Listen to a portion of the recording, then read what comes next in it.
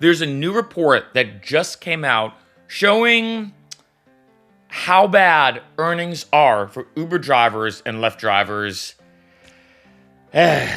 Unfortunately, this isn't too surprising that Uber drivers see a dip in their monthly earnings. According to a new report, the drivers reported a 17.1% decline in gross earnings in 2023 compared to the year prior, right? What Gridwise did, this is a new report from them, is looked at everything from last year, totaled up all the statistics and analysis, and said, yeah, Uber drivers are making less. Going down here, what Gridwise did is they pulled reports from its database of anonymized gig mobility data for more than 500,000 gig drivers and findings from a survey conducted with 528 active gig drivers and 1,000 gig service consumers. Again, it kind of stinks. This isn't too surprising. In case you know what Gridwise is, it's an app that helps, gig workers track their earnings. And yeah, a 17.1% decline. It's weird though, because you may see down here, skipping ahead, Lyft drivers, according to the report, saw an increase of 2.5% of monthly average gross earnings in the past year. Both companies saw a percentage decrease in work hours in 2023 compared to 2022, Gridwise said. So I have seen reports, I've done videos about this, of Lyft saying, no, drivers are making a lot more money. I always believe the numbers don't lie, right? Follow the numbers. So it does seem like Lyft drivers are making maybe a little bit more, but then again, I think there is always some half truths to this. But there is a bit of an asterisk. I think Lyft, and especially in 2022, was going through what I like to call the dark era of Lyft. I did a bunch of videos a couple years ago, basically saying oh shoot, could Lyft go away? Is this the beginning of the end of Lyft? Could Uber take over Lyft? Could there be a monopoly when it comes to ride sharing, right? All this kind of stuff.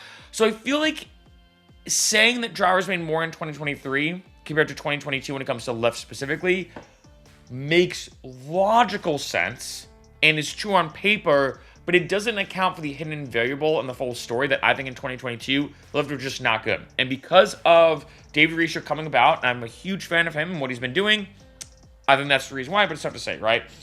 Going down here, beyond financial considerations, tips also play a vital role in contributing to job satisfaction for gig workers. This is surprising to me. Let me know what you think in the comments that almost 80% of gig drivers have reported that tips matter significantly to their overall income. Now, it depends on how that's worded in the survey. I feel mixed if that's actually the full truth. I'm going to be honest, and I'll tell you why, is because I wonder how they worded or asked drivers. If they said, hey, are tips important? The answer is going to be yes. I don't think any driver's going to say, no, tips don't matter. Yes, I think every driver's going to say yes. But this is making it seem like that the tips matter significantly. That's a bit of a bold word, and so I'm curious for all my drivers out there, not only do tips matter, because I think everybody wants to get tipped. That goes without saying. But do tips matter significantly? And I think what's tricky, though, is still just over 1/4 of rideshare trips lead to a tip, the report said.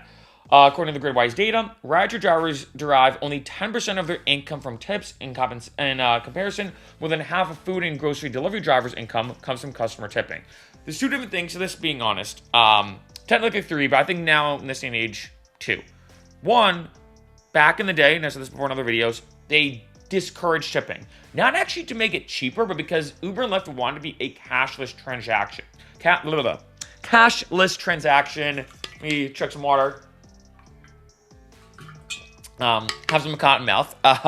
They want it to be a cashless transaction in the sense that they didn't want that awkward thing of oh, do you have a 20? Or do you have, actually, wait, I have a 20, can you break me? And that kind of odd thing of passing money back and forth or whatever. I think that's kind of gone away. I think for most people now, if you look at Gen Z taking Lyfts and Ubers, I bet they don't even know that used to be a thing. That before you almost were told not to accept tips as a driver. The second thing, I think, is the fact that you do it retroactively rather than proactively, right? Talking about here, grocery delivery drivers' income, delivery driving as well, DoorDash, etc. You always tip beforehand. So you always tip preemptively. So I think that's the second thing with Lyft and Uber, that you typically do it at the end, right? Third thing, actually I'll add a fourth. Third, I think, is the GUI. I think that for a lot of people, when they pull up Uber and Lyft at the end of the ride, it's not as aggressive compared to other places to ask you for a tip. Yes, it has rating and tip, but I think there could be a slight GUI change. But the fourth biggest thing is the lack of social pressure. And if you look at any other industry, delivery driving, you have to tip beforehand, or else you know the driver's probably not even going to accept your order, or they might mess with your order, is what a lot of people say.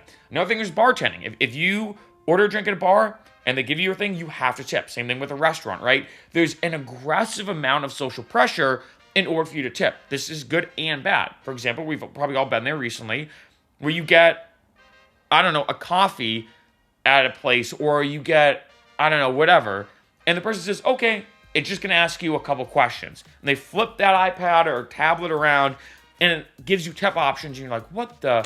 Like, I said this before. I went to a nightclub here, Sound Nightclub, in Los Angeles. I paid for a ticket. It was an event called Space Yacht, which is like a big EDM event that used to happen every Tuesday. And the lady said, okay, it's going to ask you a couple questions. And I was supposed to, like, tip. And I feel like I didn't, but I feel like that social pressure, though, makes people tip more. There's been studies to demonstrate that, right? Tipping culture has gotten a little ridiculous, but when it comes to Uber and Lyft, it's kind of annoying that as big as tipping culture has gotten, and as frustrating as it's gotten, like I said, in so many situations where you would never tip, they ask you to tip on that tablet, it's not spread to Uber and Lyft yet. And I think it's because the biggest thing out of anything is the lack of social pressure, right?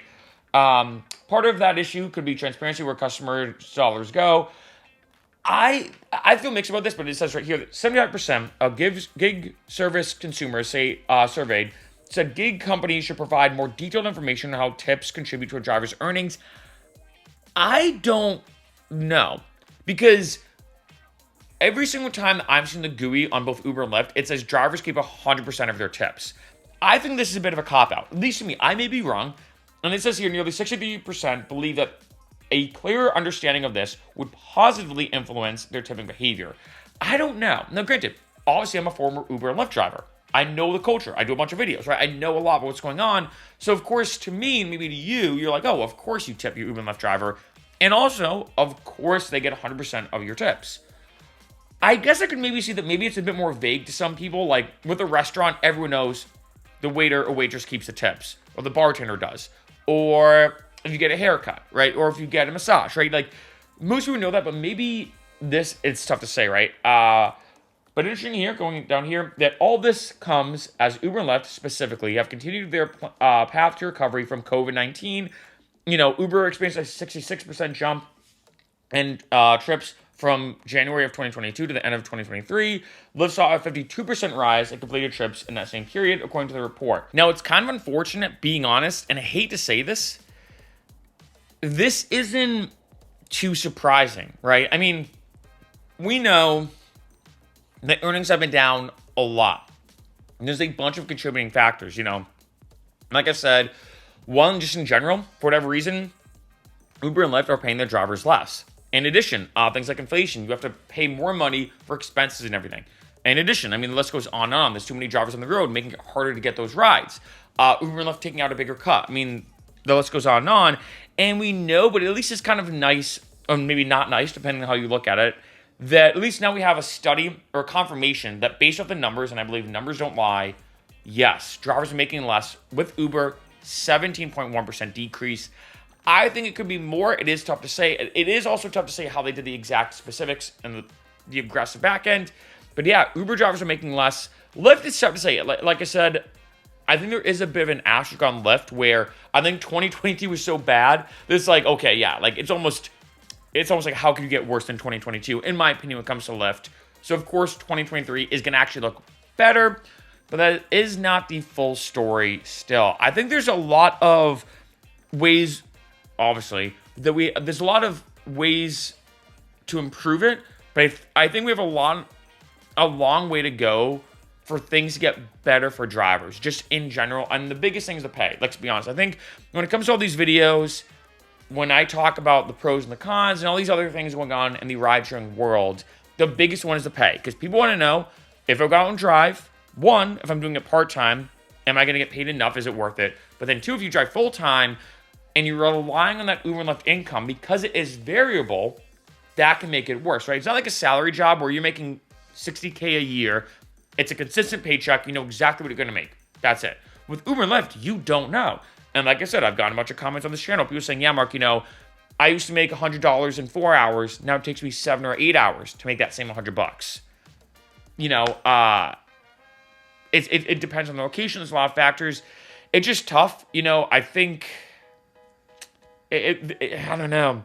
It's tough because I know some articles like this will say things like, oh, what's the tipping culture? Like, drivers need tips, they're not getting enough tips. I don't know. I think tips have gone down from what I have seen.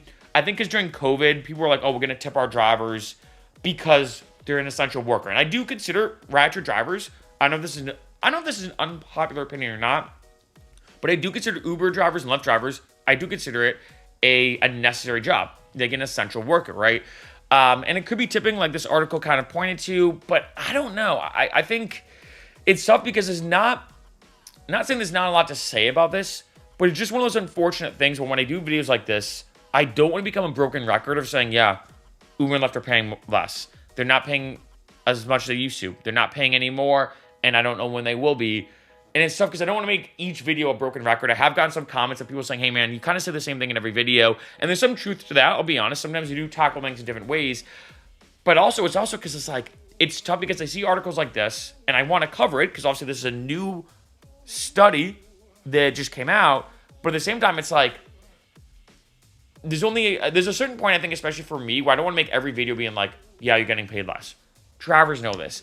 I think the biggest thing for me when I see stuff like this, especially now that there's hard data, because Uber and Lyft drivers, especially the past couple of years, have been saying and shouting from the rooftops, like, hey, we're not getting paid that much. This has been a big thing that's been brought up every single time Uber and Lyft gets brought up.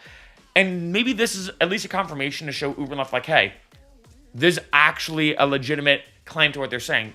Although Uber and Lyft probably knows this.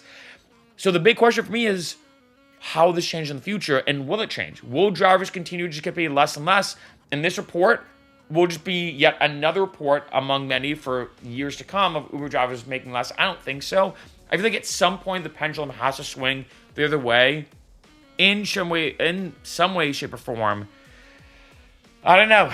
It's just frustrating, I think, for me, making all these videos where I want to be very truthful, but I also don't want to be a broken record. I want to be very transparent, but also not just repeat the same thing a million times.